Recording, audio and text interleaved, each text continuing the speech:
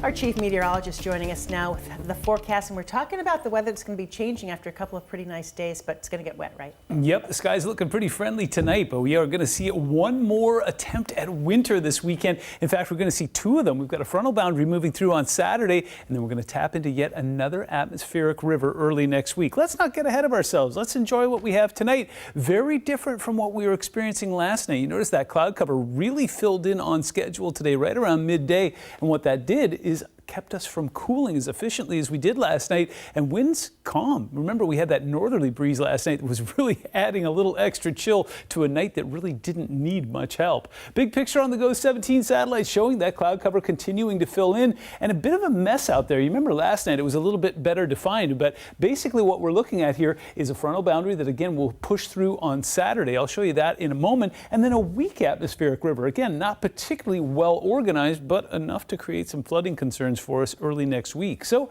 in a nutshell, increasing clouds, not as cold tonight, isolated snow on Friday, especially up towards Skagit and Whatcom, widespread rain and snow on Saturday, but very conveniently timed. And then as we go into Sunday, we take a bit of a break, and then heavy rain and high snow levels on Monday. And you know what that means, river flooding and slide concerns yet once again. Current temperatures pretty nice out there right now, 38 in Bremerton. They touched down at 20 this morning, 42 currently in Bellingham, 39 out towards Forks.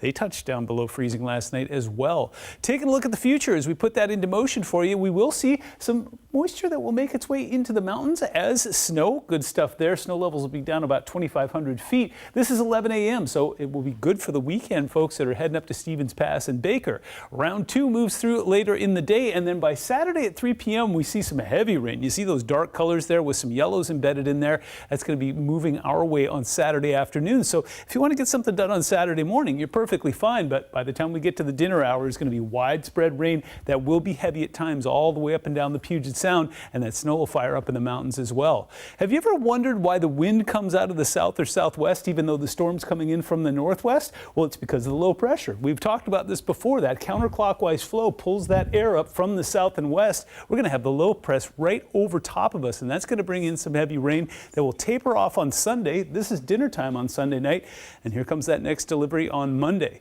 So the first round isn't going to be all that significant, but what it will do is saturate the ground prior to that heavy rain moving in on Monday. So that could be an issue as far as flood concerns go. We're going to pick up about an inch in some spots out towards the coast and possibly about a half an inch on the Puget Sound.